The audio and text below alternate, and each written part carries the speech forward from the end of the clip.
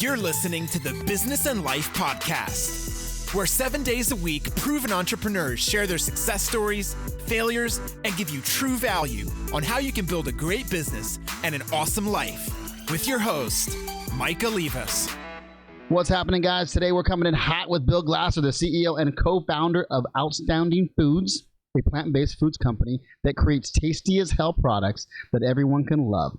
Outstanding Foods is currently rolling out its latest product, PigOut Pigless Rinds. All right, so check it out in stores near you.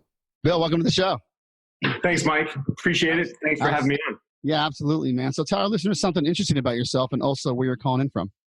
Yeah, so I'm in Los Angeles, based in Santa Monica. Nice. And I'm the co-founder and CEO of Outstanding Foods. And I've eaten a plant-based diet for over 30 years and have a real passion for the space. And so really when I had the opportunity to join forces with my co-founder who used to head up product development at Beyond Meat and helped create the Beyond Burger, I jumped at it, and that's how we started Outstanding Foods. Oh, very awesome. So you've been in this industry for how long? Well, in the food space for the last couple of years. But okay. As an entrepreneur, I've been in I've had other companies. I've had a tech company, a multimedia company, and a variety of other things that I've had my hands in. Very cool, man. Awesome. So tell me a little bit about Outstanding Foods. So we make snack foods that are nutritious, packed with protein, and taste like meat. So we have a brand called PigOut that we have a new product that we just launched that's a plant-based pork rind that tastes ridiculous, but gives you the protein you need. So in most snack foods you eat and you feel guilty after because all you're getting is fat and salt. This one, you're actually getting nutrients, and the protein is so high, it's got 7 grams of protein per ounce, which is the same as ground beef. So you could actually eat even after you work out, and instead of mixing up those smoothies and eating the same protein bar all the time. So who's the target demographic? Are we talking about vegans? Are we talking about people that are pescatarians, or people that really want to still taste meat and give it a shot to be a vegan? I'm just kind of bouncing in my head right now to figure out what your demo would be, your focus on. Yeah, we're really, our demo is the mainstream. And in that mainstream, there's different segments. So there are obviously people who are vegan or vegetarian that may have eaten pork rinds or other products that we're doing in the past. And now we give them an option that they can have. But there's lots of people in the mainstream that eat meat that are just trying to reduce how much meat they're eating. And so whether that's eating a Beyond or an Impossible burger instead of a beef burger, or whether that's eating PigOut pork rinds instead of pork rinds made from pig. And so there's a lot of people that have never had a pork rind, but just like a great tasting snack that gives you nutrition. So all of those segments are really the target market for our products. Awesome. We'll definitely talk some more about Outstanding Foods and also how people can go there and get there and take a look at some of your, obviously the website, and find your products. I want to talk a little bit about your entrepreneurship journey. Bill, you've said you had several, you've been part of several companies. Sounds like you possibly had some exits, et cetera. Give me a time where you felt you've hit rock bottom and were kind of had to overcome this crazy, overcome a disaster, for example. Yeah. Well, I think like anything, the more you do something, it's like developing a muscle, right? So the more you are faced with adversity and you have challenges, and the more you have to figure out a way over, around, through those challenges and those obstacles, the more you become, you gain wisdom and you gain confidence and you gain experience in knowing that nothing is fatal unless you make it fatal, unless you quit. And so, I've gotten really good at persevering through any challenge that I've had, but I've had many, many in my past that, were really the breeding ground or the training ground for me to get to that point. And the biggest was with myself, because I was often someone that would hold myself back from doing things and would say no or find a way out because I was afraid of being judged or being made wrong. And so I often held myself back. And so I think from whether it's a personal issue, whether it's a business issue, whether it's a relationship issue, to me, it all starts with having awareness. When you have awareness that hey, it's not the other person or it's not this situation that you're a victim of, but when you have awareness that what did you do and how did you react and what could you do better and how do you want to be better, that then determines the path that you go on to move forward, as opposed to holding yourself back and preventing yourself from having those opportunities. Yeah, no, I agree. I agree with that. That's really good advice. Building your business muscle, listeners. I love that. That's definitely what it's creating that. I call it a callous shell around like your stress and your heart sometimes when it comes to business, and try not to take things personal, but being able to just learn how to deal with stress a little bit better and better as you go. And you learn how to take the bullets versus dodge them as you become a better and better entrepreneur. Why do you think a lot of entrepreneurs out there, Bill, in your opinion, why do you think a lot of them just fail or stop? Well, I think, I've had a lot of experience being advisors to other companies, as well as, having my own and being around a lot of entrepreneurs. And I think, with the way I used to do it myself, I used to hold myself back. And so I think I've seen so many entrepreneurs hold themselves back in whatever the issue is. And so, like as an example, not every company should raise money, but if you're a company that has products and you want to scale fast and you want to reach your market and have an advertising budget and hire a great team and all those things that it takes to be successful as an entrepreneur, most of those types of companies need to raise capital. Raising capital, if you've never done it before, just like anything as an entrepreneur, is foreign until you do it and then you learn it, right? But what a lot of entrepreneurs do, whether it's raising capital or figuring out how to market and sell or brand or position or hire and manage and all those things, they will tend to talk themselves out of it by saying, well, I've never done that before. Or people that raise money, they're the people that they have an Ivy League education, or they have a rich buddy network, or they have all these conditions that they create in their head. And when you create in a head and you create a no, you have a no. But if the opposite is true too. You can create a yes in your head and say that, yes, I've never done it, but I'll figure it out. And it might take me longer. It might have more struggles along the way. It might have more challenges or difficulties along the way. Yeah. But if you believe you could do something, then all you have to do is just begin the path and you'll figure things out along the way. Yeah, absolutely. Stick with it, begin the path. Do you think there's a lot of, I guess, in terms of, your business right now? Tell me about the opportunity. Tell me about in the marketplace of Outstanding Foods. What are you excited about? Well, I've personally eaten a plant-based diet for over 30 years. And so I never expected the market would be as receptive and as compelling as it's become. I mean, like I said, it's the biggest driver of Impossible Burger, Beyond Burger, Outstanding Foods, all these other companies that are, really having their moment, is because the market has changed in such a dramatic way. There have always been the issues that are driving people are the environment is a big one, health, animal welfare. Those issues have been around for a long time. The difference is that there are now products where all you have to do is replace what you eat that's meat-based with something that's non-meat-based or non-dairy-based, and the texture, the taste, the price point, they're vastly similar. So it doesn't require a new habit. And when you have that paradigm, you don't need to train yourself or force yourself to eat something you don't like. So really, there's been this big wave over the last couple of years, and the issues of why people are wanting to eat less meat have existed before. There's some heightened maybe awareness with the environment and other things now. And there's been, a lot of information from documentaries like Game Changers or What the Health. And so, there's more of a desire, but if the products don't taste good, people won't stick with it. And so I think there's been more innovation. And with our company, my co-founder is leading our innovation, and he's got a really unique ability to use plant-based ingredients to get very meaty tastes and textures that people love. Are you struggling to grow your business? Have you ever thought, man, I wish Mike could answer my specific questions about my business? Well, you're in luck, and I can help.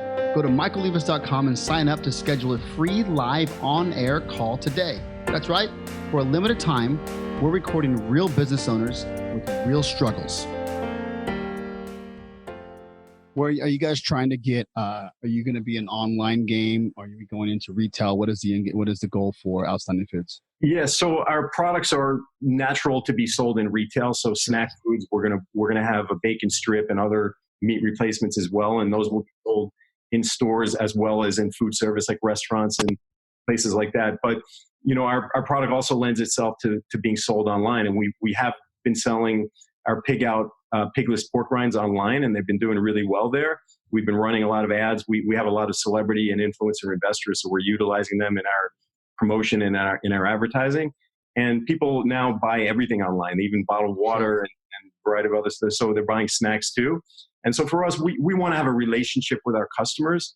And when you're selling at retail, you have the stores and the distributors as kind of the middlemen, that we are not as connected to our own customers as we are when we're selling direct and online.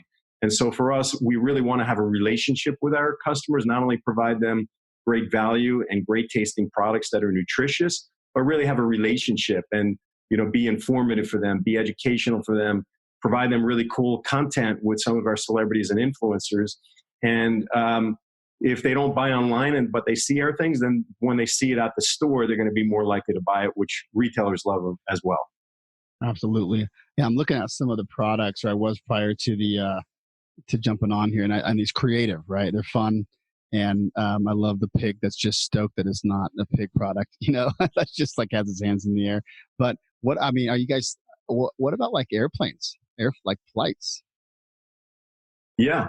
With this product, really everything is open, including airlines, airports, grab and go at subways and places like that. Sure. So what's in terms of like your entrepreneurial spirit here, which I love, by the way. I love that you've done it before as well. But how are you guys kind of building? How have you been able to build a kind of a system and a business around the life that you want to live? I can see that you're probably at the office right now, and there's people everywhere. But tell me how you've been able to build that kind of lifestyle for yourself. Well, I think, as an entrepreneur, you could choose to be involved in a business that is just where you're making money, or you could choose to be involved in a business that you are either making an impact or you have a passion towards or you're connected to. Yeah. And if you choose the latter, then it's not work and it's not home. And it's not, where, the balance is really, you're doing something that you love, you're impacting people's lives, you're making a difference. And so you want to do it. And, figuring out your time. I have an almost 7-year-old daughter. I always, I take her to her bus every morning. I spend time with her every evening. I put her to bed every evening. We spend lots and lots of time on the weekends. So, I make sure to prioritize family and other relationships. But I'm doing something I love. I'm doing something that I feel isn't just about the money. It's about really making an impact and really helping people to have food choices that are healthy for them and healthy for the environment and others. And so it's something I'm deeply passionate about. So, if I'm at 2 a.m. working, I'm not complaining about it. I'm excited about it. Bill, I think that you just kind of nailed it right there. You have a great why, right? You mentioned a lot about and get your eyes to light up when you talk about being able to put your daughter to sleep and spend time with her.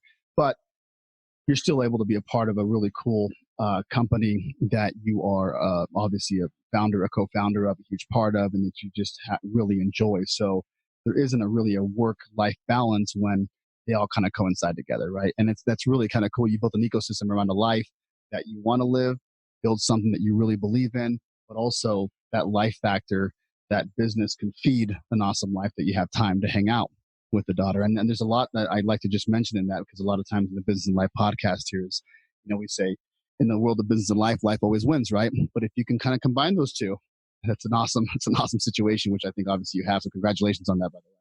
Well, thank you. Yeah, my wife is a few desks over from me, so awesome. Yeah, we keep that part in the family as well. And cool. My daughter is a huge enthusiast of our products, and is probably one of our greatest. We have some big names that are investors and helping promote, but my daughter is.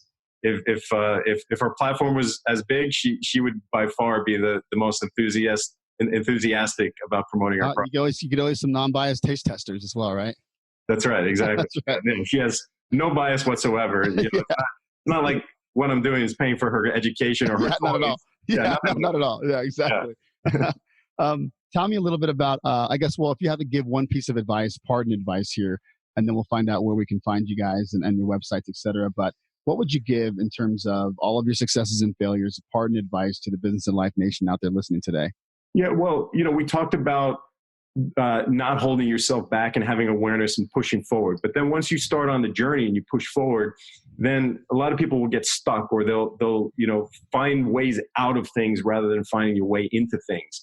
And so there's a fine balance between just pushing forward and having tunnel vision and being aware of what is in your path and taking feedback and making adjustments and tweaks. And I think the most successful entrepreneurs are not only good at persevering, but they're good at making adjustments. And so, Instagram, which is one of the biggest platforms that we all use, started out as a location-based app to find your friends in different locations that you were going to be in.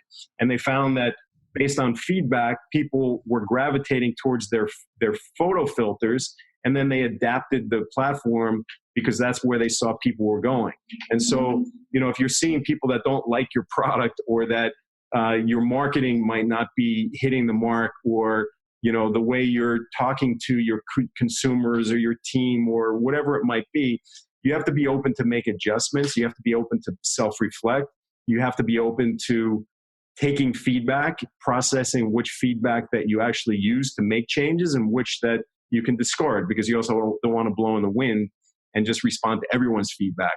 And so I think, it's important to first start and not hold yourself back, but then keep moving forward. But moving forward doesn't mean a straight line. Moving forward means that you're going to weave and you're going to make adjustments along the way. And it's paying attention to those adjustments that are really going to be what determines your success. Absolutely. Business is not a straight line. You said it right. It's definitely going to be bobbing and weaving. You're going to be a NFL running back going through the definitely the pivots of business. Where can people find you? Outstanding Foods. Our company is at Outstanding Foods on Instagram, at Facebook. I'm Bill Glaser with an S, Glaser. I'm at Bill Glaser on Instagram. And, if any of your listeners have any questions on entrepreneurship, or, want to have our product, your listeners will be happy to give a 20% discount if they go to outstandingfoods.com and they use code BILLYG, BILLYG at checkout. They'll get 20% off. Perfect. Hope you guys go out there, check out the website, check out the products. They're really cool. The website's really cool too. And buy some. Check it out. I mean, it's definitely going to be the healthier route than your typical Doritos that you're packing, right? So, Bill, thank you so much for dropping the knowledge bombs and sharing your story with Business and Life Nation today. Awesome. Thanks, Mike. Life Nation, you got to remember that in order for things to change, you must change. And in order for things to get better, you must get better. You just got better by hanging out with me, Michael Libas, and the Business and Life Nation. So come back tomorrow, because I'm here dropping sound bombs 7 days a week, baby. If you'd like to subscribe, please do, so you can take action and execute. See you tomorrow.